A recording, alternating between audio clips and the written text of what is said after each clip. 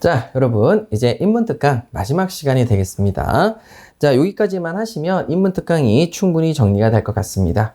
자, 우리 프린트물 27페이지를 한번 보시죠. 자, 여기 뒤에 등기 부분이 나와 있습니다. 등기 부분에 별표를 5개 치셔도 아깝지 않습니다. 무조건, 절대적으로 여러분들께서 기억하셔야 되는 부분이 되겠습니다. 자, 그러면 여러분, 제가 보란 듯이 별표를 한 5개 정도 칠게요.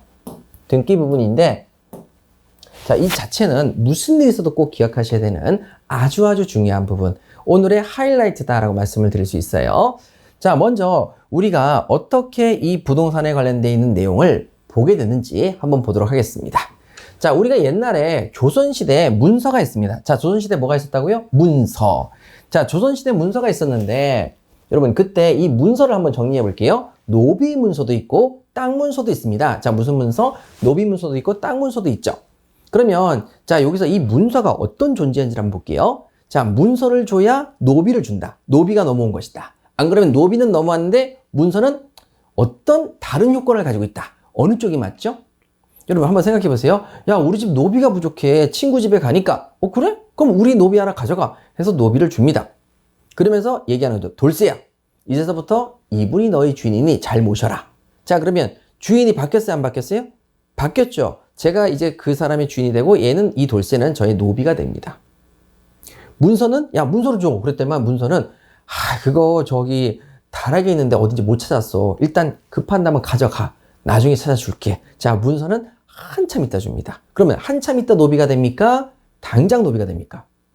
당장 노비가 되죠. 그러면 문서는 도대체 어떤 효력을 가지고 있느냐? 문서는 자신이 이 노비의 주인이라는 사실을 주장하기 위한 겁니다. 누구에게? 제3자에게. 그러면 제3자에게라는 건 뭐냐? 여러분, 당사자는 누구예요? 노비를 준 제 친구와 저 사이에서는, 자, 이제부터 돌쇠는 내 노비야 라고 얘기할 수가 있게 됩니다. 그죠? 문서가 없어도 내 노비지? 맞지? 하고 이렇게 주장할 수 있게 되는데, 이 노비가 도망을 갑니다. 함경도로 도망을 가서, 자, 거기서 함경도 관찰사가 제 노비를 잡았어요. 그러면 노비 주인 찾으러 오라고 하겠죠. 노비의 주인이 찾으러 오시오라고 했을 때 함경도 관찰사는 제3자에게 이 노비가 내 노비라고 대항하기 위해서 뭐가 필요하죠? 그렇죠. 문서가 필요합니다. 그래서 문서는 내가 그 노비를 받은 사람한테 내 노비라고 주장하기 위해서 필요한 게 아닙니다. 아셨어요? 제3자에게 내 노비라고 대항하기 위해서 필요한 거죠. 자, 그럼 땅 문서도 한번 볼게요. 자, 제가 땅을 샀어요. 땅을 샀는데, 자, 그 땅에 대해서 돈을 다 주고 땅을 샀어요. 그럼 그때부터 누가 주인이죠? 제가 땅 주인입니다. 전에 있던 사람은 땅 주인이 아니죠. 근데 동네 사람들한테, 제3자에게 이 땅이 내 땅이고 내가 산 땅이야 라고 대항하기 위해서는 뭐가 필요하다고요? 땅 문서가 필요합니다. 그래서 이 땅 문서도 당사자 간은 아니죠. 당사자 간에 서로 물건을 사고 팔았으니까 당사자 사이에서는 당연히 이 땅이 제 땅이 된 겁니다. 근데 제3자에게 이 땅이 내 땅이라고 대항하기 위해서는 뭐가 필요하다? 땅 문서가 필요한 거죠. 그래서 땅 문서가 필요한 겁니다. 그런데 자, 이것이 조선 총독부로 넘어오면서 문서 제도를 뭐로 바꿨어요? 등기 제도로 바꿉니다. 자, 문서를 뭐로 바꿨다고요? 등기로 바꿔버립니다. 그러면 이제 조선 총독부는 노비 제도가 없어진 상태니까 요건 빼고, 자, 땅 문서가 뭐로 바뀐다고요? 땅 등기로 바뀝니다. 그러면 문서 대신에 뭐가 있어야 되는 거죠? 등기. 등기를 하면 제3자에게 이 땅이 내 땅이라고 대항할 수 있게 되는 겁니다. 자, 그런데 우리 조선시대에는, 야, 내가 땅 문서를 가지고 있는데 저 일본인들이 말이야, 조선 총독부에서 등기하는데, 헤이, 그런다고 내 땅이 어디 가냐? 이렇게 얘기를 한 거죠. 그래서 등기를 안 합니다. 땅 문서만 들고 등기를 안 했죠. 그런데 조선 총독부에서는, 자, 등기 꼭 하셔. 조생지 등기 꼭 하셔. 이렇게 얘기했단 말이에요. 그 등기를 안 했어요. 등기한 사람도 있겠죠. 자, 그러고 나서 조선 총독부에서 토지 조사를 나옵니다. 이거 주인이 있어 없어? 라고 물어보니까 등기부에 이름이 없는 거예요. 자, 등기부에 이름이 있다 없다? 없다. 그럼 이건 주인이 없는 땅이네? 그쵸? 주인이 없는 땅입니다. 그래서 이거를 국가에다가 귀속시킵니다. 국가에다가. 그러면 국가에다 귀속시키면 되는데, 땅 주인이 나와서 땅 문서를 딱 보여주면서, 봐라! 제3자에게 나는 이 땅 문서를 통해서 내가 이 땅의 소유자임을 대항할 수 있다. 그랬더니만 조선 총독부에서 등기 제도로 바뀌었어. 문서는 이제 인정하지 않아. 이렇게 된 거죠. 그래서 등기 제도라는 것은 제3자에게 대항 주장하기 위한 목적이 됩니다. 이게 등기의 원칙적인 모습입니다. 자, 등기라면 제3자에게 뭐 할 수 있다? 대항하거나 주장할 수가 있다. 이렇게 바뀌는 거죠. 자, 그리고 난 다음에 등기를 했어요. 그런데 확 보더니 이 땅 누구 거야? 등기 돼 있네? 그거 김첨지 건가? 그럼 김첨지 거. 그래서 김첨지가 내 땅이 이 땅의 주인이라고 하고 대항할 수 있게 된 거죠. 그래서 여러분, 등기를 하지 않고 문서만을 믿고 있었던 조선 사람들은 땅을 국가에게 넘길 수밖에 없습니다. 왜? 자신의 땅이라고 국가를 상대로 대항 주장할 수가 없기 때문에. 그래서 국유지로 바뀝니다. 근데 조선 총독부가 어차피 이 나라 땅이 다 내 땅인데 내 마음대로 할 수 있는데 이 땅이 필요하겠어요? 안 필요하겠어요? 안 필요합니다. 그래서 누구한테 주죠? 친일파에게 줍니다. 그래서 이 조선 총독부의 등기 제도를 통해서 친일파에게 땅의 소유권이 어마무시하게 넘어갔다. 이완용 같은 경우는 여의도의 10배 정도의 땅이라고 얘기를 하죠. 자, 그것이 바로 이런 제도 때문에 생긴 것이다. 여기까지 아시고요.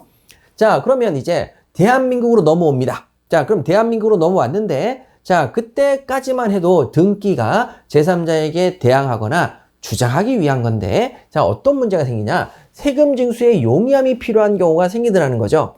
그러면 여기 부분을 살펴볼게요.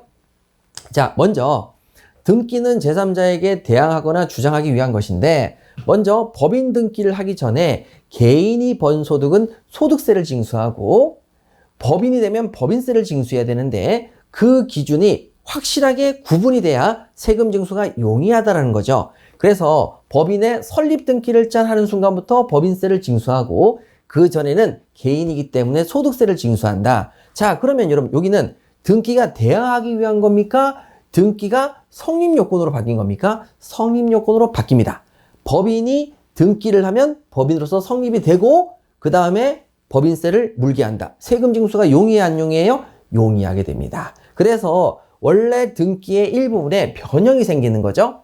물론 여기 나오는 이것은 우리 시험에 나오진 않습니다. 우리 시험에 민법에서는 나오지 않기 때문에 제가 이걸 X를 치겠습니다. 근데 어쨌든 세금 징수가 용이하게 보여야 안 보여요? 보이죠. 그래서 등기의 일부를 성립 요건으로 바꾸니 등기한 때부터 법인이 성립했고 그때부터는 법인세. 세금 징수가 매우 용이하네. 주장과 대항이 아니라 성립 요건으로 바뀐 예외가 있습니다. 그런데 자, 실제 시험에 나오는 것은 요게 시험에 나오죠. 자, 한번 보시죠. 여기 나와 있는 이 내용이 이게 한문으로 갑, 한문으로 을, 한문으로 병, 한문으로 정, 한문으로 무라고 되어 있습니다. 그러면 우리 시험은 어떻게 나오느냐? 갑을, 병, 정, 무가 시험에 나옵니다.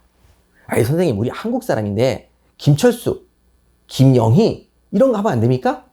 시험 문제가 엄청 길어지고 김씨끼리 여러 개 나오면 또 헷갈리죠. 그래서 자, 그냥 우리 일본에서 들어왔기 때문에 일본의 시험 문화까지 그대로 다뤄서 갑을, 병, 정, 무라고 부릅니다. 여러분들에게 한번 보여드리기 위해서 갑을, 병, 정, 무 한글로 썼고요.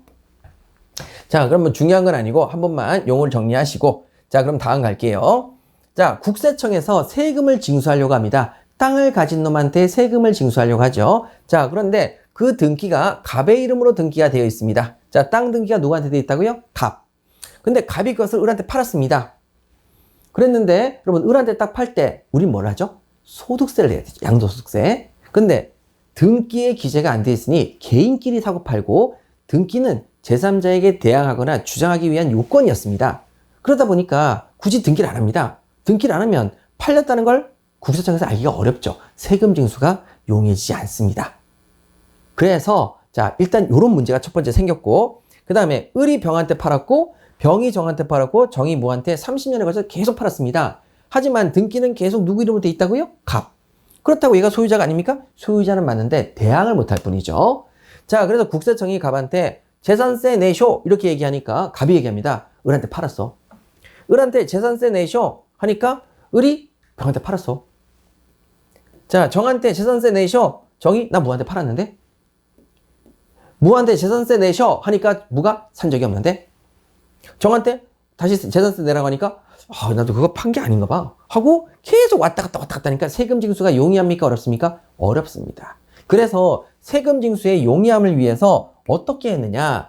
국가가 개인 간의 거래를 알기 어려운 경우가 있습니다. 알기 어려운 경우, 즉 둘이서 매매 계약, 법률 행위를 통해서 사고 팔거나 증여, 법률 행위를 통해서 재산을 기부하거나 하는 그런 일종의 법률 행위를 통해서 하는 행위의 경우에는 등기를 해야 권리를 득실한다. 그래서 등기를 해야, 자, 의뢰 이름으로 등기를 해야 얘는 소유권을 실하고 얘는 득한다 라는 제도로 바꿉니다. 얘는 실, 얘는 득. 자, 그러면 여러분 등기를 해야 얘가 소유권자가 된다는 것으로, 자, 효력 발생 요건으로 일부를 바꿉니다. 세금 징수를 위해서. 그러면 이 경우 빼고 나머지는 전부 다 원칙으로 돌아가서 등기는 무슨 요건이겠습니까? 대항 요건, 주장 요건입니다. 득실의 경우에 한해서 부동산의 경우 법률 행위에 물권의 득실 변경은 등기를 해야 생깁니다. 자, 그럼 등기를 의뢰 이름으로 옮겼어요? 얘가 소유권을 득하고 얘는 소유권을 실합니다. 그러면 이렇게 민법의 규정을 바꿔버렸으니, 자, 이제 누구 이름으로 계속 등기가 되어 있는 거죠? 갑. 그러면 국세청에서 세금 내놔, 재산세. 그러면 갑은 나 을한테 팔았는데요? 그러면 국세청에서 등기 안 했잖아. 네가 소유권을 잃지 않았어. 을한테 팔았지만 얘는 득하지 않았고 재산세 내놔 하면 내놔야 되는 것으로 바뀌었죠. 세금 징수가 훨씬 용이해졌다, 안 용이해졌다? 용이해졌다. 지금 여러분께서 이 내용을 정확하게 알자는 게 아닙니다. 일단 등기의 요건을, 원칙적인 요건을 기억하시죠. 등기의 요건은 원칙이 무슨 요건이다? 대항하기 위해서 주장하기 위한 요건이다. 누구에게? 제3자에게. 그러면 당사자 사이에서는 등기 없이도 자신이 소유자라고 대항할 수 있다, 없다? 있다. 자, 갑과 을 사이에서는, 당사자 사이에서는 누가 소유자라고 주장하죠? 을이 소유자라고 주장할 수가 있다. 그런데 제3자인 국세청에는 내가 소유자라고 대항할 수는 없다. 등기하지 않으면. 무슨 말인지 알겠죠? 그래서 등기하지 않아도 당사자 간에는 내가 을이 소유자다라고 주장할 수 있지만, 등기를 하지 않으면 제3자에게는 내가 소유자라고 대항할 수가 없었던 거죠. 그런데 자, 이렇게 하다 보니까 어떤 문제가 생겼다? 세금 징수가 어려워져서, 자, 법률 행위를 통해서, 의사표시를 통해서 둘이 사부작 팔아서 국가가 미처 알지 못하는 법률 행위를 통한 물권의 득실 변경은 등기를 해야 된다. 등기를 해야만 을이 뭐를 취득한다? 소유권을 취득한다 라고 제도가 일부 바뀌었다. 그러면 그것 빼고 나머지는 전부 다 뭐에 불과하다? 대항 요건에 불과하다. 이렇게 정리하시면 되겠습니다. 여기서 여러분 이 정도만 아시고 다음에 우리가 뒤에 가셔서 해야 될 일이 되게 많습니다. 자, 그러면 우리 28페이지로 가셔서 또 정리 한번 해보도록 할게요. 자, 물권의 대항 요건. 자, 드디어 나와 있죠. 뭐라고요? 원칙은 무슨 요건이다? 대항 요건이다. 그래서 물권은 등기나 점유를 통해서 자신이 권리자임을 모든 사람에 대해서 주장, 대항할 수 있는 대세효를 가지고 있습니다. 자, 여러분, 제가 이 종이를 가지고 있죠? 자, 이 종이를 가지고 있죠? 제가 지금 현재 뭐 하고 있어요? 점유를 하고 있죠? 그러면, 자, 제가 모든 사람에 대해서 이게 내가 권리자라고 뭐 할 수 있다? 주장, 대항할 수가 있습니다. 되셨죠?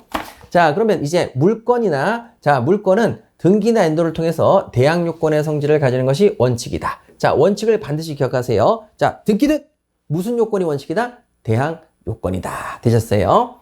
자, 그런데 예외적으로 성립 요건, 효력 발생 요건, 여기 나와 있죠.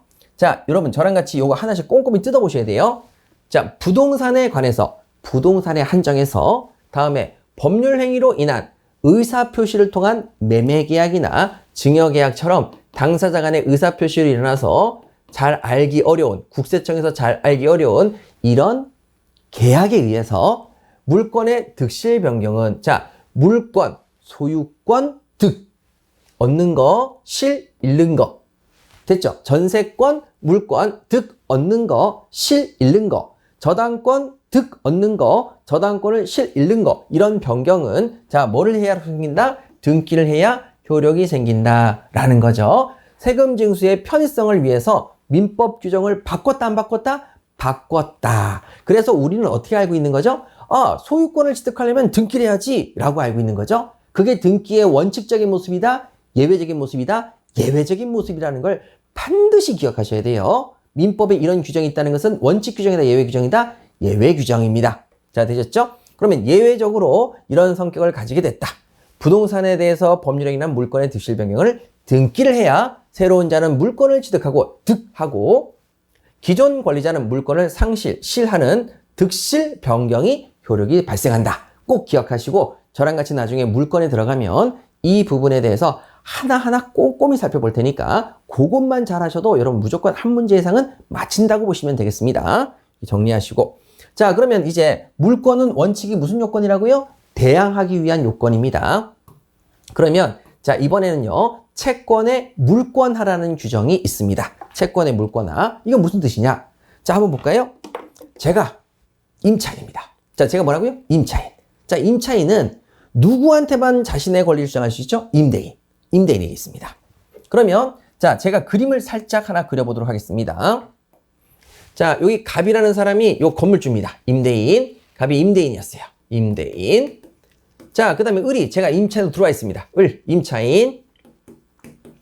자, 저는 등기를 하지 않아도 채권은 특정인이 특정인에게 주장할 수 있다. 자, 을은 갑한테 나 임차인이야 라고 주장할 수가 있게 됩니다. 그런데 이 임대인이 건물을 병한테 팔았습니다. 자, 누구한테 팔았다고요? 병한테 팔았습니다. 그러면 자, 이제 얘는 뭐라고 불러야 되죠? 자, 갑과 을을 임대차 계약의 당사자니까 얘는 뭐가 되는 거죠? 제3자가 되는 거죠? 자, 공부하셨던 내용이 그대로 나옵니다. 제3자가 되는 거죠. 그러면 자, 집주인이 바뀌었는데 병이 을한테 얘기합니다. 나가 내 집에서. 이렇게 얘기합니다. 그러면 자, 얘가 대항할 수 있어야 되겠죠? 대항. 그런데 여러분 얘는 대인료입니다. 누구한테만 자신의 권리를 주장할 수 있습니까? 갑에게만 가능합니다. 병한테는 주장할 수가 없습니다. 왜? 대인료니까. 그러면 자, 을이 병한테 나 임차인이니까 못 나가 이렇게 대항할 수가 없습니다. 이게 가장 기본적인 원칙입니다. 그래서 자, 집주인이 바뀌면 임차인이 내쫓겼다 안 쫓겼다? 내쫓겼습니다. 자신이 임차인이라고 대항할 수가 없으니까요. 자, 여기서 여러분들께서 무슨 소리야? 집주인이 바뀌었다고 내가 쫓겨나다니. 그런 일은 있을 수가 없는데 여러분 그 생각을 내려놓으세요. 그것 때문에 민법을 못하게 되는 겁니다. 여러분들이 예외적으로 엄청 보호를 받고 있는 걸 모르는 거예요. 일단 그러면 우리가 공부했었던 민법의 가장 기본적인 개념. 자, 민법의 채권은 대인료다. 누구한테만 자신의 권리를 주장할 수 있다? 갑. 병한테는 주장할 수가 없다. 그러면 병이 나가라 그러면 임차라고 주장을 못하니까 나가야 된다 안 나가야 된다? 나가야 되겠습니다. 이게 여러분 30년 전에 만들어진 제도입니다. 30년 전에 실제로 쫓겨났어요. 쫓겨났다니까요. 그래서 자, 안 되겠다 싶어서 자, 기존의 임대차 계약이라는 채권을 뭐로 만들어버리자? 물권화로 바꿔버리자. 물권화로 바꾸면 뭐가 생긴다? 대세효. 즉 병한테도 나 임차인이라고 대항할 수 있게 되는 거죠. 주장할 수 있게 됩니다. 그래서 자, 민법에서 621조에서 임대차도 등기해주자. 채권은 등기 방법이 없었거든요. 그랬는데 채권의 등기 방법을 하나 만들어줍니다. 그래서 등기를 해라. 또 등기하면 제3자에게 대항할 수 있어. 임대차 대항할 수 있어. 그렇게 해서 이런 제도를 만듭니다. 그래서 뭐라고 얘기했냐면 부동산 임차인은 자, 임대인에 대해서 등기 절차에 협력할 것을 청구할 수 있다. 여러분 등기 제도를 채권에서 만들어줍니다. 왜? 제3자에게 대항할 수 있게 하기 위해서. 그런데 문제가 아주 커다란 문제가 생깁니다. 당사자 간의 반대 약정이 없으면. 즉 임대인이 반대하면 안 됩니다. 등기를 할 수가 없습니다. 이건 선택사항이죠. 그럼 임대인이 왜 하겠습니까? 싫어, 나 안 할래. 너랑 임대차 계약 안 하면 되지 하고 등기를 안 해주는 거죠. 그러니까 자, 여기 있는 임차인은 제3자에게 여전히 대항할 수 없게 됩니다. 그래서 여러분 다시 한번 볼게요. 등기의 가장 원칙이 대항력이라고 그랬죠. 대항하기 위해선 등기가 필요하다고 했습니다. 임대차의 경우는 대인료니까 제3자에게 대항하기 위해서 등기제도를 만들었다고 그랬죠. 그런데 여러분 보호를 받을 수 없는 상황이 되니까 그제서 나온 게 뭐냐면 주택임대차보호법과 상가건물임대차보호법이 나오기 시작했는데 여기서 굉장히 중요한 단어 여러분 보시겠습니다. 자, 주택임대차보호법 제3조고요. 제목이 써 있습니다. 뭡니까? 대항력입니다. 등기랑 똑같은 대항의 힘을 줍니다. 상가건물임대차보호법 제3조도 자, 무슨 단어 보이십니까? 대항력입니다. 등기랑 똑같은 효력을 주는 제도가 들어옵니다. 뭐라고 얘기했냐면 임대차는 등기를 해야 대항력이 생기는데 등기가 없는 경우에도 어떤 짓을 하면 대항력이 생기느냐? 임차인이 주택의 인도를 받습니다. 자, 임차인이 뭐를 받는다고요? 주택의 인도를 받는다. 요게 1번. 나중에 쭈라고 부릅니다. 쭈. 주택을 인도받고. 여러분, 임차인이 안 들어와 살겠습니까? 들어와 사니까 주택을 당연히 인도받겠죠. 너무 당연한 행동입니다. 그 다음에 주민등록을 마칠 때. 자, 주민등록을 마칠 때 요게 쭈 해가지고 요거 2번. 그러니까 주택을 인도받고 주민등록을 마치면 뭐가 생긴다? 대항력이 생깁니다. 제3자에 대해서 효력이 생긴다. 뭐가 생겼어요? 제3자에 대해서 대항력이 생긴다는 거죠. 그 효력이 대항력이라고 안 써있는데요. 여기 써있잖아요. 제목에. 대항력이 생긴다고 써있잖아요. 그러면 등기 안 해도 뭐만 하면 주택을 인도받고 주민등록만 하면 주민등록을 마치면 그때는 뭐가 생긴다? 등기랑 똑같은 대항력이 생긴다는 겁니다. 그러니까 제3자에게 대항할 수 있다 없다? 있다. 그럼 여러분들이 임차인인데 주택을 인도받고 거기서 주민등록을 마쳤으면 새로운 임대인의 새로운 건물주한테 나 임차인이야 라고 대항해서 안 나갈 수 있다는 얘기죠. 이게 예외 규정입니다. 이것 때문에 여러분이 보호를 받는 거지 이 규정이 없으면 보호를 못 받습니다. 꼭 기억하셔야 됩니다. 자, 그런데 그럼 선생님 전 주민등록을 한 적이 없는데요? 라고 얘기하면 그 다음에 있죠. 전입신고를 한기는 하죠. 전입신고를 마친 때 주민등록이 된 것으로 본다. 주민등록 안 했잖아요. 전입신고만 했잖아요. 그랬는데 본다. 간주인 거죠. 무조건 전입신고만 하면 주민등록 신고를 안 해도 주민등록이 된 것으로 본답니다. 무조건 그렇게 본답니다. 법 정책상. 그 다음에 공익적 목적으로 임차인을 보호할 목적으로 이런 규정을 둔 것이죠. 아하. 그럼 상가 건물도 갈게요. 상가 건물의 임대차도 등기를 할 수 있는데 등기가 없을 때에는 자 그때는 여러분 여기도 또 나와 있죠. 자 여긴 주택 인도라면 여기는 주택이 아니겠죠. 상가 건물이니까 건물의 인도와 그 다음에 저기는 주민등록을 마친 데인데 여기는 사업이니까 사업자 등록 신청입니다. 사업자 등록 신청 요거를 하면 여기도 마찬가지로 다음 날부터 제3자에 대해서 효력이 생긴답니다. 무슨 효력? 대항력이 생긴답니다. 자, 그래서 여러분 여기 나와 있는 이 주택임대차 보호법은 자 여기서 나와 있는 이 주택의 인도와 주민등록을 마친 때 그 다음에 여기는 건사 건물의 인도와 사업자 등록 신청을 하면 그때는 당연히 민법의 등기와 똑같은 제3자에게 대항할 수 있는 대항력이 생긴다 안 생긴다? 생긴다라는 거죠. 생긴다. 자 뭐라고요? 생깁니다. 이게 바로 대항력입니다. 그러면 이제 마지막으로 한번 최종 정리 한번 해볼게요. 자 뭐냐? 여러분 등기의 가장 중요한 요소는 뭐라고요? 제3자에게 대항할 수 있는 능력이라고요.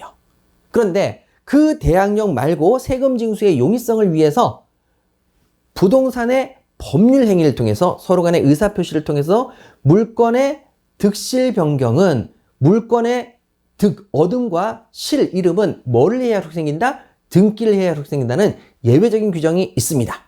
그럼 그것 빼고 나머지 등기는 전부 다 또 무슨 요건이다? 대항 요건입니다. 됐죠? 그런데 주택 임대차처럼 채권자는 대항할 수 있는 효력이 없습니다. 대인효밖에 없죠. 그래서 채권을 물권화처럼 모든 사람에게 대항할 수 있는 대세효를 만들고 싶어서 자 물건이 아닌 채권에 무슨 제도를 도입했다? 등기. 근데 그건 선택이었다? 강요였다? 선택이었다. 그래서 임대인들이 안 해주더라. 임차인이 제3자에게 대항할 수가 없게 돼서 만든 제도가 주택임대차보호법 줄여서 뭐라고 부르냐면 주임법이라고 부르겠습니다. 자, 또 하나는 뭐가 생겼다? 상가건물임대차보호법 상임법이라고 줄여서 부르겠습니다. 주임법에서는 주택의 인도와 주민등록을 마치면 제3자에게 대항할 수 있는 대항력이 생기고 상가건물은 건물의 인도와 사업자 등록 신청을 하면 그때는 자 제3자에 대해서 대항력이 생긴다 안 생긴다? 생긴다. 그래서 여러분들이 지금 주택에 살고 있다면 집주인이 바뀌어도 나 임차인이야 라고 대항할 수 있게 되는 겁니다. 근데 만약에 이게 없으면 대항할 수 있다 없다? 없어요. 여러분들은 나가야 돼요.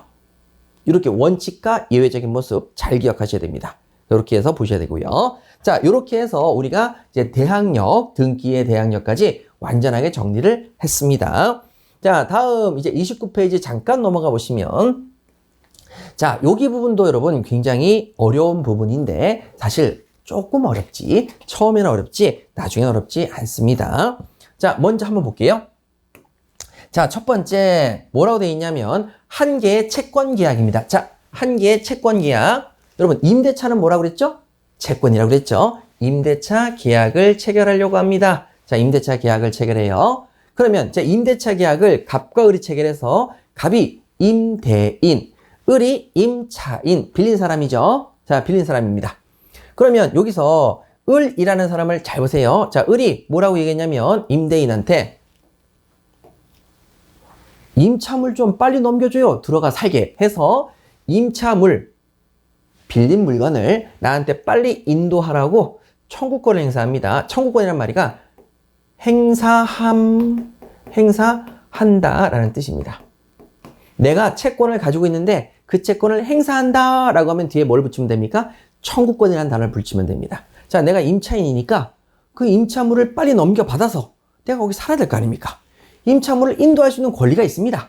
근데 그 권리를 누구한테만 행사해야 되죠? 계약을 체결한 임대인에게만 행사해야 되니까 채권이죠. 특정인에게만 행사할 수 있죠. 옆집 사람한테는 행사할 수가 없습니다. 너 나랑 계약했니? 그래서 안 되는 거죠. 그러면 얘가 자, 나 임차물을 인도받을 수 있는 권리가 있는데 어서 넘겨줘 하고 행사한다 라고 하면 뒤에다 뭘 붙이면 돼요? 청구권을 붙입니다. 그러면 얘는 채권자로서 자신이 가지고 있는 채권을 뭐 한다? 행사한다. 채권적 청구권이 되겠습니다. 자, 그러면 누구한테나 행사한다? 갑한테만 행사한다? 갑한테만 행사하니까 채권적 청구권이 되는 거죠. 자, 그러면 여러분 요 행위는 뭐라고 하냐면 채권행위라고 합니다.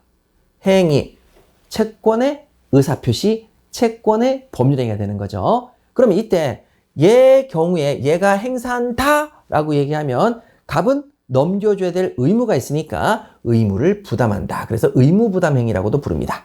자, 채권은 을이 갑한테만 행사할 수 있는 대인효고, 그걸 행사하면 갑은 의무를 부담하니까 자, 채권행위를 다른 말로 뭐라고 얘기한다? 의무부담이라고 얘기하죠. 자, 그럼 여기는 하나의 채권행위 그 자체가 되겠습니다. 하나의 채권행위 그 자체.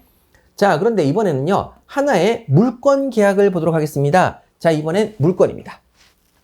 물권, 소유권을 넘겨주기로 하는 매매 계약을 체결합니다. 자, 소유권을 넘겨주는 매매 계약.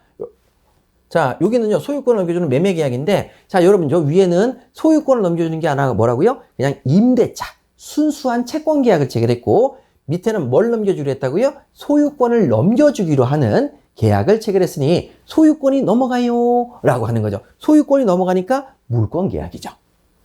자, 그러면 여기서 소유권을 넘겨받을 때, 자, 일단 당사자 사이에 무슨 계약을 체결합니까? 매매 계약을 체결합니다. 매매 계약? 위에랑 똑같네요? 그렇죠. 자, 여기도 임대차 계약, 매매 계약. 일단 계약은 체결한다, 안 한다? 체결합니다. 자, 매매입니다. 그러면 매매 계약은 선생님, 이거 채권입니까? 물권입니까? 소유권은 물권, 점유권은 물권, 지상권, 지역권, 전세권은 물권, 유치권, 질권, 저당권은 물권인데 매매는 들어본 적이 없죠. 채권입니다. 자, 그래서 매매라는 채권 계약을 체결하는 거죠. 자, 물건을 사는 사람이 매수인, 물건을 파는 사람이 매도인입니다. 그러면 매수인은 누구에게? 매도인에게 자, 뭘 요구할 수 있느냐? 야, 네가 가지고 있는 물건에 소유권을 나한테 넘겨줘. 자, 그래서 소유권 이전 등기 청구권, 소유권 등기를 나한테 이전해달라고 청구하는 거죠. 이것을 우리는 소유권 이전 등기 청구권이라고 부릅니다. 줄여서 소이청이라고 부르죠. 자, 소유권 이전 등기 청구권, 매수인은 매도인한테 너의 소유권 등기를 나한테 넘겨줘라고 얘기할 거고, 그걸 우리는 소유권 이전 등기 청구권이라고 얘기합니다. 그러면 여러분, 이 권리를 을이 누구한테만 행사해야 되겠습니까? 매매 계약을 체결한 갑한테 행사해야 되지 그 옆집 사람한테 행사할 수는 없죠. 그럼 이것도 마찬가지로 뭡니까? 채권이고요. 누구한테만 행사해야 되겠습니까? 채무자에게 행사해야 되죠. 자, 채무자에게 행사합니다. 그럼 이것도 마찬가지로 자, 주세요라고 행사를 하니까 뒤에 뭐가 붙는다? 청구권. 그래서 채권자가 행사하니까 이것도 채권적 청구권이 되겠습니다. 자, 채권적 청구권은 특정인이 특정인에게 자신의 권리를 행사하는 게 채권적 청구권이고, 특정인이 특정인에 대해서 권리를 가지고 있으면 채권을 가지고 있는 겁니다. 자, 이렇게 해서 채권을 가지고 있었는데 여기서 이제 갑이 소유권 이전 등기를 누구한테 해준다? 을한테 해줍니다. 그럼 을은 뭐가 되는 거죠? 자, 매매계약 부동산이고요. 법률 행위를 통해서 물권의 득실 변경, 소유권의 구소유자 실, 그 다음에 신소유자 득, 실, 변경은 뭐를 해야 효력이 생긴다? 등기를 해야 효력이 생긴다고 했으니까 등기를 했으니까 얘가 소유권을 득하고 얘는 소유권을 실, 잃어버려서 구소유자가 되겠습니다. 우리가 공부하셨던 186조입니다. 굉장히 세금 징수가 용이하게 되겠죠. 그러면 이제 갑과 을 사이에 갑을이 소유권 등기 넘기러 가자 하고 갑과 을이 손을 잡고 가는 거죠. 그러면서 등기를 촥 넘겼습니다. 요거를 우리 뭐라고 하느냐라는 거죠. 자, 우리가 이쪽에서는 채권행위. 자, 채권행위는 여러분 뭐라고 그랬죠? 의무 부담행위. 자, 여기는 의무를 부담해야 되는 거죠. 소유권 등기를 넘겨줘야 되고 매매대금 지급하는 의무를 부담해야 되는 거고, 여기는 등기를 착 넘겼어요. 물권행위입니다. 소유권이 넘어갔으니까 물권행위가 되는 거죠. 이것은 더 이상 의무 부담이 없습니다. 다 끝났는데요. 그래서 이것을 자신의 소유권을 처분했다. 그래서 처분행위라고 부릅니다. 그러면 얘가 이제 소유자가 됐죠? 얘가 소유자가 됐어요. 그런데 누군가 그 물건을 훔쳐갑니다. 그럼 얘가 얘기했죠. 내 물건 돌려줘! 그럼 돌려줘. 이게 뭐죠? 청구권. 권리를 행사한다. 청구권. 자, 그런데 걔가 채권 행사했어요? 소유권은 물권 행사했어요? 물권 행사니까 물권적 청구권이 되겠습니다. 이렇게. 자, 그래서 채권적 청구권은 특정인이 특정인에게 요구할 수 있는 채권을 행사하는 거고, 물권적 청구권은 물권자가 자신의 권리를 행사하는 게 바로 물권적 청구권이 되겠습니다. 그러면 선생님, 언제 이 채권적 청구권이 물권적 청구권으로 바뀝니까? 라고 물어본다면 등기입니다. 동산의 경우는 인도인데 동산은 우리 시험에 안 나오니까 자, 등기를 할 때 물권자가 됩니다. 물론 우리 물권 중에서도 등기 대신에 점유를 하는 것도 있습니다. 그래서 여러분 우리는 자 기억해 두시죠. 뭐라고요? 등기나 그 다음에 나중에 나오겠지만 점유를 해서 제3자에게 자신이 물권자임을 보여줄 수 있는 물권자임을 보여줄 수 있을 때 그때 물권자가 됩니다. 그럼 등기를 해야 물권자가 되고 점유를 해야 물권자가 된다. 그래서 이 점유를 해야 되는 경우는 굉장히 예외적인 현상이기 때문에 그건 나중에 제가 자세히 말씀드리도록 하고, 부동산은 기본적으로 뭐다? 등기다. 이렇게 기억하시면 됩니다. 그래서 자기가 물권자가 되는 시점은 등기나 점유를 한 때다. 요건 아주 예외다. 예외는 설명을 꼼꼼히 드리겠다. 그래서 등기를 했을 때 자신이 물권자로 바뀐다. 그럼 물권자로 바뀌기 전까지는 뭐에 불과하다? 채권자에 불과하다. 이렇게 생각하시면 되시겠습니다. 자, 그래서 여러분 그 밑에 보시게 되면 뭐라고 돼 있냐면, 자, 물권행위란 뭐라고 돼 있어요? 물권행위란 자, 소유권이 홀랑 넘어갔죠? 그래서 더 이상 이행의 문제를 남기지 않는다는 점에서 얘는 내 소유권을 처분했어 라고 해서 처분행위라고 부르고, 채권행위란 자, 소유권 등기를 넘겨달라고 청구하니까 아유, 그래 넘겨줘야 될 의무가 남아있으니까 의무부담행위라고 한다. 요렇게 이제 정리가 되어 있겠습니다. 자, 그런데 여러분들이 제일 어려워하는 게 뭐냐면 이 모두의 합성입니다. 30페이지 보시면 담보물건이 어려운 문제입니다. 자, 먼저 여러분 은행에서 대출을 받으시는데 현금 서비스로 받을게요. 현금 서비스. 여러분 현금 서비스 받는데 저당권 설정하고 그러진 않죠. 현금 서비스를 받았을 때입니다. 저당권을 설정하지는 전혀 않습니다. 됐죠? 그러면 여러분 한번 볼게요. 자, 여러분들이 누구냐? 갑입니다. 은행이 누굽니까? 을입니다. 은행에서 여러분들에게 현금 서비스로 100만 원 빌려줍니다. 자, 은행에서 돈을 빌린다. 은행에서 돈을 빌린다. 그러면 여러분 뭐가 된다고 그랬죠? 소비대차 계약이라고 했죠. 빌려주고 빌렸는데 그 돈을 소비한다. 그래서 무슨 계약이 된다고요? 소비대차 계약입니다. 자, 지금까지 공부했던 내용들을 그냥 총망라하는 거죠. 자, 소비대차 계약입니다. 자, 소비대차 계약. 아, 돈 빌렸네. 은행이 돈 빌려준 대주. 빌려줄 대. 그 다음에 갑이라는 사람은 그 돈을 빌린 차주, 빌릴 차. 이렇게 되는 거죠. 채권자, 채무자입니다.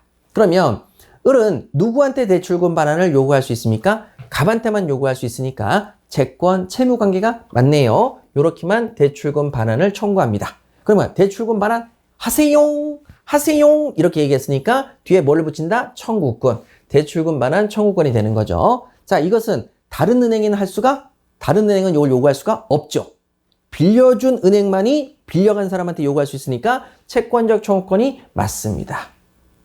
그럼 이땐 담보를 잡아야 안 잡아야? 안 잡기 때문에 우리는 담보가 없는 채권이다. 담보가 없는 채권. 그래서 이 돈을 뭐라고 부른다고요? 무담보 채권이라고 부릅니다. 담보가 없어요. 담보가 없는 채권이죠. 무담보 채권. 저당권 설정 계약 같은 거 안 했습니다. 그래서 무담보 채권. 자, 그러면 여러분 여기서 물권 행위가 있어요, 없어요? 없죠. 소비대차 계약에는 한 개의 채권만 있을 뿐입니다. 그래서 이것은 의무부담 행위, 채권 행위만이 남아있을 뿐이네요. 자, 되셨죠? 자, 그런데 이제는 현금 서비스를 받지 말고요. 이번엔 이쪽으로 좀 넘어와서 자, 쓰임 자체도 어마무시하죠. 자, 저당권 약정이 있다. 자, 이것은 대출을 받은 겁니다. 대출 받으니까 자, 너 아파트 있어? 아파트에 저당권료 걸자. 근저당권료 걸자. 하면서 이렇게 담보를 잡은 거죠. 그런데 자, 현금 서비스처럼 돈을 빌리는 행위는 하나 있어야 됩니다. 채권 행위, 돈을 빌리는 행위입니다. 자, 우리 아까 전에 현금 서비스 돈을 빌렸죠? 여기도 돈을 빌리는 행위가 있으니까 소비대차 계약이 체결됐습니다. 맞죠? 대주, 차주, 채권자, 채무자, 대출금 반환 조건, 채권 요청 똑같죠? 근데 이번에는요, 뭐가 있다고요? 담보를 잡아야 되죠. 담보. 저당권 설정을 해주기로 약속을 합니다. 자, 그래서 이렇게 싹 나누니까 자, 여기 뭐가 하나 더 들어왔죠? 저당권 등기를 해달라는 거예요. 저당권 등기를 해주면서 돈을 빌린 겁니다. 그러니까 100만 원 빌린 게 아니라 자, 저기 위에 있는 것처럼 자, 이번엔 소비대차 계약인데 8억 원을 빌렸다고 할게요. 8억 원.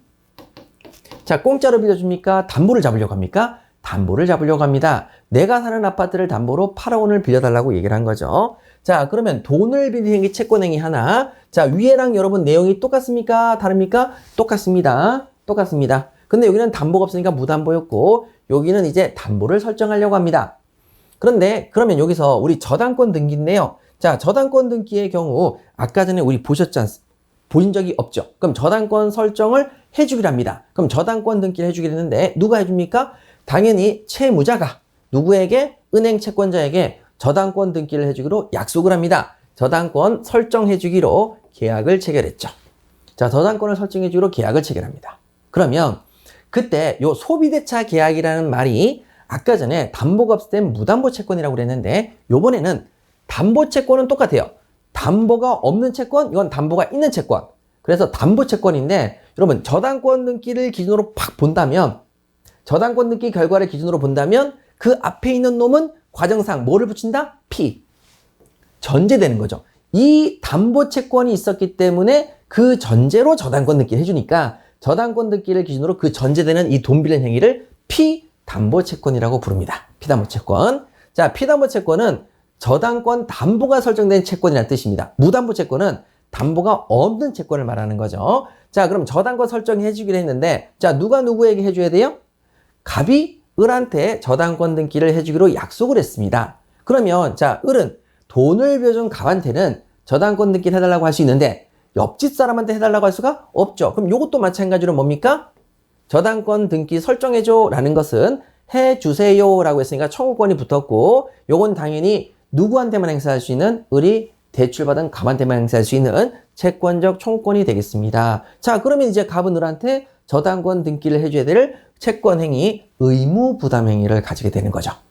그럼 언제부터는 물권행위로 바뀐다 그랬죠? 등기. 자, 갑이 을한테 등기 넘기로 가자 해서 을에게 등기를 촥 해서 저당권 설정 등기를 짠 해줘서 저당권자가 되는 순간 얘는 이제 더 이상 의무부담이 없고 바로 처분해버린 거죠. 그래서 자신이 가지고 있는 담보 물건을 자, 여기 을한테 처분해버렸으니까 처분행위, 물권행위가 되겠습니다. 자, 되셨죠? 그래서 여러분 우리가 꼭 기억하셔야 될 것은 채권행위가 저당권 나오면 이거 물권인데? 라고 해서 물권자로서 권리를 행사하는 것처럼 보이지만 저당권 등기가 되기 전까지는 여전히 뭐에 불과하다? 채권자에 불과하는 채권적 청구권을 행사할 뿐이다. 이런 부분이 포인트가 되는 거죠. 그래서 저당권 설정 등기 청구권을 물권적 청구권이다 이렇게 시험에 나오면 틀리는 거죠. 저당권 등기를 했다 안 했다? 안 했다. 그래서 등기나 그 다음에 점유 요 부분인데 등기를 하게 됐을 때 비로소 물권자가 된다고 그랬죠? 그러면 등기를 하기 전까지는 여전히 뭐에 불과하다? 채권자에 불과하다. 그런데 여기는 채권이 몇 개 있다? 2개 있다. 빌리는 돈 빌리는 채권, 저당권 등기를 해주는 채권 이렇게 2개가 있습니다. 그래서 저당권 자체는 물권이지만 저당권을 해주기 위한 그 과정은 전부 다 채권 관계다. 이렇게 이제 구별을 하셔서 보셔야 됩니다. 그래서 담보 물권이 어려운 이유는 자, 계약이 하나만 있는 게 아니라 2개가 연달아 있기 때문이죠. 자, 그러면 여러분들하고 대출 받는 심사에 대해서 한번 말씀드려 볼게요. 자, 은행에 가서 대출을 좀 받으려고 합니다. 저 대출 좀 나오겠습니까? 그러니까 나와요 하고, 여러분, 자, 이렇게 최대 얼마까지 나올 수 있는데 혹시 담보 있으십니까? 라고 물어보는 거죠. 예, 담보 있습니다. 그러면 자, 은행에서 일단 대출을 먼저 심사를 해보니까 대출 나올 것 같아요. 담보도 잡았어요. 됐죠? 그러면 자, 먼저 담보를 잡는 게 우선입니까? 대출 심사가 먼저입니까? 대출 심사가 먼저. 대출이 나왔습니다. 그러면 자, 대출이 나왔대요. 그런데 언제까지는 안 주죠? 담보를 설정하기까지는 잘 안 주죠. 그래서 대출을 하는 계약이 먼저 하나 있는데 전체적으로 하나의 문제로 보입니다. 왜? 담보를 잡혀야만 대출이 나오니까. 아니죠. 이미 대출 심사에서 허락을 하고 대출을 냈는데 저당권 등기를 하기 전까지는 안 나오는 거죠. 그래서 대출 먼저, 담보 나중. 근데 담보도 다시 물권 계약인데, 자, 저당권 등기를 하기 전까지는 무슨 관계다? 채권 관계다. 이렇게 이제 정리를 하시는 겁니다. 그런데 그러면 이제 이런 경우는 이제 확실히 알죠. 자, 어떤 경우냐면, 자, 제가 건물 하나 짓고 싶습니다. 그러면 대출 나오죠? 그리고 건물 지우고 나면 저당권 등기 그 건물에 들어갑니다. 그래서 대출과 저당권 등기가 서로 별개죠. 근데 일반적으로 이제 뭐 우리가 돈을 좀 빌린다. 그럼 이제 담보를 걸고 대출을 받으니까 하나의 계약처럼 보이지만 우리는 이것을 두 가지로 나눠서 보셔야 되겠습니다. 그래서 담보 물건이 어려운 이유는 다시 두 가지로 나눠지기 때문에 어려운 거죠. 자, 그러면 이제 다음으로 우리 31페이지 이행인수, 채무인수, 계약인수. 자, 이쪽 부분을 한번 보겠습니다. 여러분, 요번에는요, 대출 나오는 과정이 아니고요. 대출 나오는 과정이 아니라 이미 대출이 나와 있습니다. 나와 있는데, 자, 여기 부분에서 우리가 건물을 사고 팔아 볼게요. 자, 갑이라는 사람이, 자, 을한테 돈을 또 대출을 받았습니다. 얼마를? 4억 원. 자, 그러면 갑은 개인이고, 을이 뭐겠습니까? 은행. 자, 은행인데, 자, 그러면 대출을 받는 계약을 체결했으니까 하나의 채권 계약. 자, 두 번째, 담보를 설정해 달라고 그래서 저당권 등기를 설정해 주기로 합니다. 저당권 설정 청구권, 아직까지 양 당사자 간의 의무행위, 의무부담행위, 채권행위, 채권적 청구권 되겠습니다. 그리고 저당권 등기를 빵 하고 해줬습니다. 물권자가 됐죠, 을이. 저당권자가 됐습니다. 저당권자 을입니다. 자, 되셨죠? 그런데 이때 갑이 건물을 팝니다. 자, 갑이 뭐를 팔아요? 건물을 팔아요. 자, 갑이 건물을 요렇게 팝니다. 누구한테? 병한테 팔았습니다. 병한테. 갑이 건물을 병한테 팔았습니다. 기존에 있는 건물을 팔았습니다. 저당권이 설정되어 있는 건물을 팔았는데, 자, 건물 매매 하는데, 자, 여러분, 여기서 10억짜리 건물에 4억 원의 저당권이 있으면 우리는 얼마를 받고 넘기죠? 그렇죠. 자, 6억 원의 매매 대금만 받고 병한테 넘깁니다. 그럼 병은 6억 원을 주고 갑은 6억 원을 받고 그 건물을 자, 누구한테 넘기죠? 병한테. 근데 건물이 얼마입니까? 10억. 10억짜리니까 얼마를 받아야 되겠어요? 10억을 받아야 되겠지만 여기 저당권이 지금 얼마 설정되어 있죠? 4억. 그래서 그걸 빼고 병한테 6억 원에 팝니다. 그러면 여러분 기존 4억 원이 어떻게 되겠습니까? 바로 이거죠. 내가 지금 이 두 가지 중에서 10억을 받고 요 돈을 가지고 저당권자에게 4억을 갚습니다. 그리고 이걸 말소하면 되겠죠. 근데 여러분들은 10억이 있습니까? 없습니까? 없습니다. 그러면 자 6억밖에 없다면 6억을 주는 거죠. 대신에 이 4억 원을 누가 갚겠다? 내가 갚겠다. 병이 내가 갚겠다고 해서 기존 4억 원이 내가 갚을래 하고 넘어갑니다. 넘어갑니다. 그러면 이때 병은 갑이 가지고 있는 채무자의 지위가 아니라 채무를 이행해야 되는 얼마를 갚아야 되는 4억 원을 갚아야 되는 그 이행 부분을 뭐 한다? 인수한다라고 얘기합니다. 그러니까 여러분 병은 내가 너한테 6억 원만 주고 4억 원을 갑인 네가 을한테 갚아야 되는데 내가 그 이행 부분을 인수해서 나중에 날짜가 되면 내가 갚을게 라고 하면서 사는 게 요게 이행인수입니다. 자, 6억 원의 매매 대금을 주고 그 부동산을 사고 파는 걸 뭐라고 그런다고요? 이행인수라고 합니다. 그럼 채무자가 바뀌었다? 채무자가 바뀐 건 아니고 채무자는 갑입니다. 자, 채무자는 갑이고 그것을 이행을 갑이 안 하고 병인 내가 할게. 이행만 내가 돈을 갚을게 라고 해서 이행만 인수하는 거고 여전히 갑이 채무자입니다. 그래서 자, 여기 나와 있는 저당권자인 은행은 누구한테 이자를 청구합니까? 갑한테 이자를 청구합니다. 자, 뭐라고요? 갑한테 이자를 청구하는 거죠. 이자를 갑이 청구하면 갑이 지급해야 됩니다. 됐어요? 자, 그러면 둘이서 매매 계약을 언제 체결했느냐? 자, 8월 20일 날 계약을 체결했다고 칠게요. 그럼 8월 20일 날 계약을 체결해놓고 6억 원만 줬잖아요? 그러면 여기에 대해서 자, 얘가 채무자가 바뀐 건 아니고 이행만 병의하겠다고 해서 이행인수라고 부릅니다. 자, 그러면 다음 갈게요. 그때 우리 민법에는 이런 규정이 있습니다. 채무자가 바뀔 수 있습니다. 채무자를 왜 바꿔요? 여러분들이 갑이라고 쳐요. 내가 내 건물을 팔았는데 이자를 계속 내가 내고 있는 거예요. 왜? 내가 채무자니까. 그리고 얘는 채무자에게만 이행을 청구할 수 있으니까 나한테 계속 청구하는 거예요. 난 건물을 팔았는데. 여러분 그러고 싶어요? 안 하고 싶죠. 그렇게 안 하고 싶잖아요.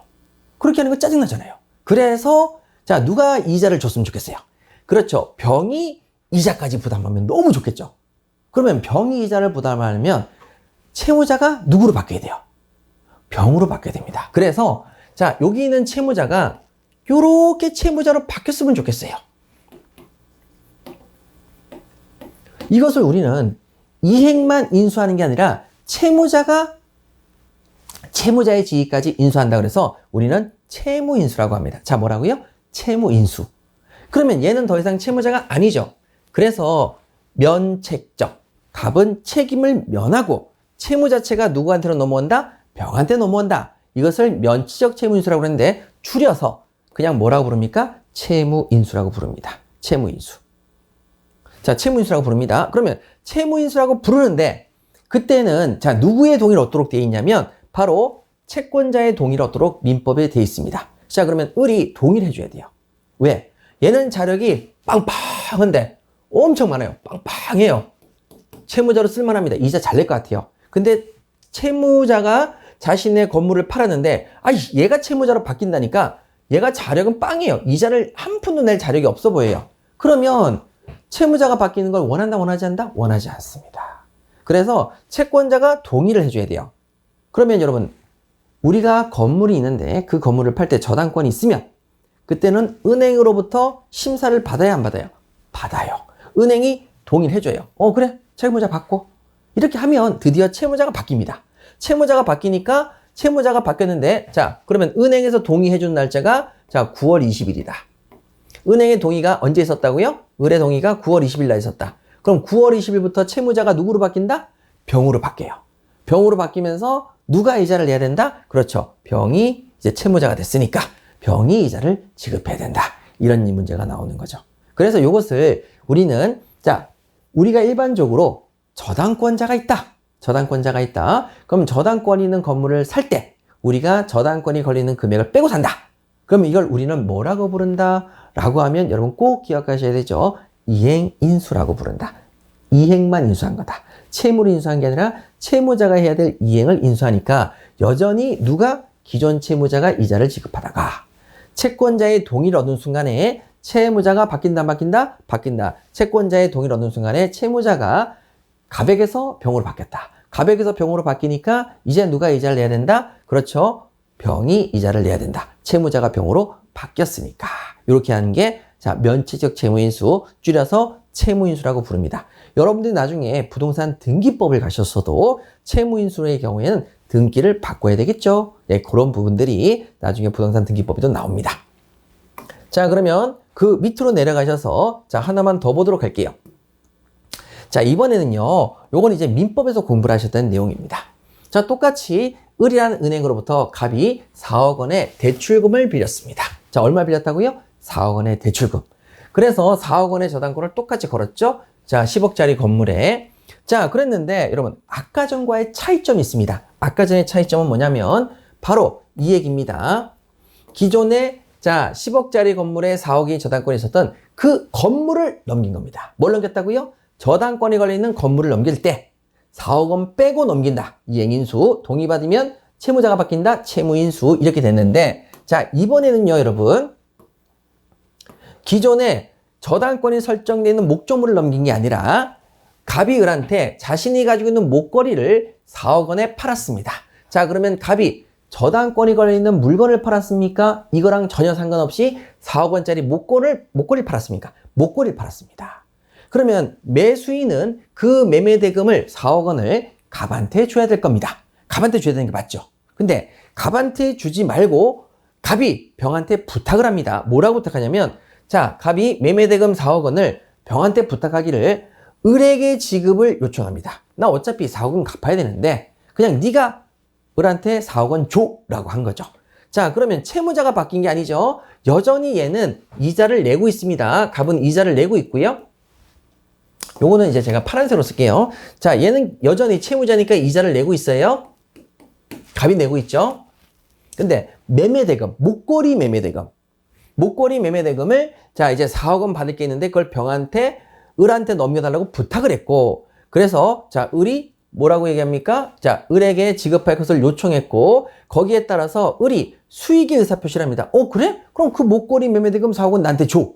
라고 수익의 의사표시를 합니다. 수익의 의사표시를 하게 되면, 자, 이제 이때서부터, 자, 얘가 내가 그 돈 받을게 라고 했으니까, 얘는 얘한테 4억 원 대출금 말고, 4억 원 대출 말고, 4억 원의 매매대금을 나한테 지급하라는 권리가 하나 더 생깁니다. 누구한테? 병한테. 그러면 얘한테 4억 원을 받든, 이렇게 4억 원을 받든, 받을 곳이 두 군데 되는 거죠. 그럼 8억 원 받냐? 그건 아닙니다. 얘가 4억 원 받으면 얘한테 못 받겠죠. 얘한테 4억 원 받으면 얘한테 못 받겠죠. 자, 되셨죠? 그러면 이 경우에 채권자가, 자, 을이라는 사람인데, 채무자가 기존에 있는 채무자, 자, 기존 채무자 누가 있다? 갑이 있고, 자, 그 다음에 얘가 얘한테 4억 원을 주기로 했고, 을도 받기로 했으니까 새로운 채무자 또 생겼다 안 생겼다? 새로운 채무자 병이 생겼습니다. 그러면 채무자가 한 명이었다가 몇 명으로 늘어난다? 2명으로 늘어납니다. 아까 전에 채무자가 바뀌는 게 아니라 기존 채무자 남아있고 신규 채무자 하나 더 들어오는 거죠. 왜? 목걸이 매매 계약이기 때문에 그 4억 원의 매매 대금은 서로 별개지 않습니까? 그래서 요거는 채권자의 입장에서는 채무자가 기존 채무자 남아있고 한 명 추가요. 이렇게 얘기해서 이것을 병존적 채무인수라고 얘기합니다. 요건 나중에 민법에서 공부하시게 됩니다. 그럼 병존적 채무인수, 면치적 채무인수, 이행인수가 있는데, 자, 여러분 여기서 이렇게 복잡하게 공부할 게 아니라 간단하게 이렇게 정리하시면 됩니다. 자, 건물이 있는데 건물에 저당권이 설정돼 있네. 10억짜리 건물에 4억 원의 저당권이 있네. 6억 주고 산다. 그러면 6억 주고 사는 사람의 심리는 기존 채무자의 지위를 승계받을 게 아니라 채무자의 이행, 4억 원을 변제된 채무를 이행만 내가 하겠다라고 한 거고, 그래서 기존 채무자가 계속 이자를 내고 있다가 채권자인 저당권자가 동의를 해주면 채무자가 바뀌는 채무인수가 돼버린다. 그러면 채무자가 나로 바뀌었으니까 그때서부터는 내가 이자를 내야 된다. 자, 이렇게 정리하시면 되고, 병존적 채무인수는 기존 채무자 있고 채무자 한 명 추가요. 이렇게 되는 게 병존적 채무인수가 되겠습니다. 아셨죠? 예, 이 정도의 개념만 하시면 지금 기본 강의에서 인문특강에서는 매우 훌륭하다. 이렇게 말씀을 드릴게요. 자, 그러면 여러분 여기 내용을 우리 32페이지, 자, 우리 정리를 해놨으니까 한번 보도록 할게요. 자, 이행인수란 나와 있죠? 이행인수란, 자, 채무자의 지위를 넘겨받는다. 채무자는 제가 계속 가지고 이행만 내가 한다. 그쵸? 채무자가 채권자에서 부담하는 채무만 인수인이 이행하기로 한 것이다.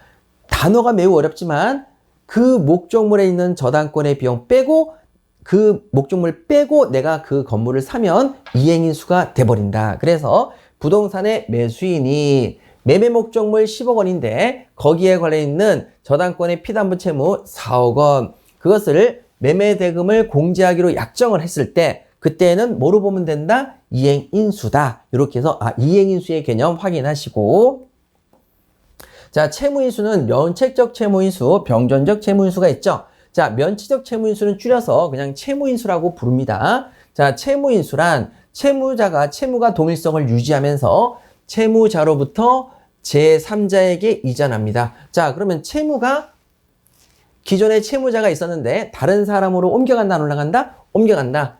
갑에서부터 병으로 이전된다. 그래서 이것을 채무인수라고 얘기하고 있죠. 자, 그 다음에 이 채무인수는 누구의 동의가 있어야 된다? 채권자의 동의. 그래서 채권자의 승낙, 은행의 승낙, 은행의 동의에 의해서 그 효력이 생긴다. 오케이. 이렇게 정리하십니다. 자, 병존적 채무인수라는 것은 채무자가 한 명도 늘어납니다. 자, 병존적 채무인수라고 부르죠. 자, 이걸 다른 말로 채무자가 한 명 중첩된다. 그래서 중첩적 채무인수라고도 부릅니다. 자, 그러면 병존적 채무인수는 종래 채무자가 채무를 면한다, 면하지 않고 여전히 채무자로 남아있다. 여전히 채무자로 남아있는데 갑이 없고요. 그 다음에 인수인이 종래 채무와 동일한 채무를 병존적 추가적으로 부담합니다. 자, 인수인이 병이었고요. 목걸이 비용을 부담하기로 한 병, 걔가 채무를 병존적 추가적으로 부담하는 계약을 말합니다. 요걸 이제 병존적 채무인수라고 얘기하죠.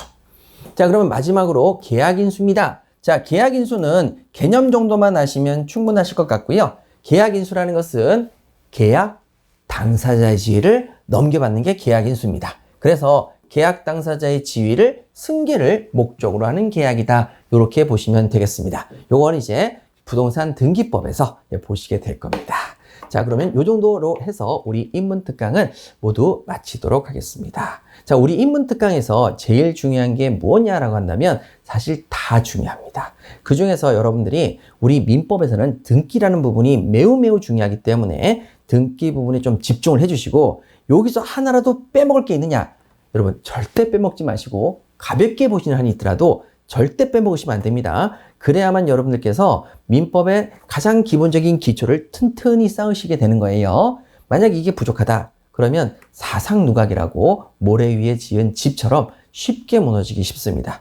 항상 머릿속에 저랑 같이 이걸 잘 기억해 두셨다가 제가 여러분들하고 수업 중에 채권과 물권을 구별하겠습니다. 물권을 다시 본권과 점유권으로 구별하겠습니다. 그 다음에 채권적 청구권과 물권적 청구권을 구별하겠습니다. 라고 한다면 그때마다 아, 그 내용이었지 라고 떠올릴 수 있을 정도면 충분하다고 보여집니다. 자, 여러분 굉장히 수고 많으셨고요. 우리 기본 강의 때 자, 우리 차근차근 진행을 나갈 건데 그때 공부하셨던 내용들이 다 피와 살이 돼서 엄청나게 여러분들에게 도움이 될 것입니다. 여러분 수고 많으셨고요. 다 이제 기본 강의 때 뵙도록 하겠습니다. 여러분 감사합니다.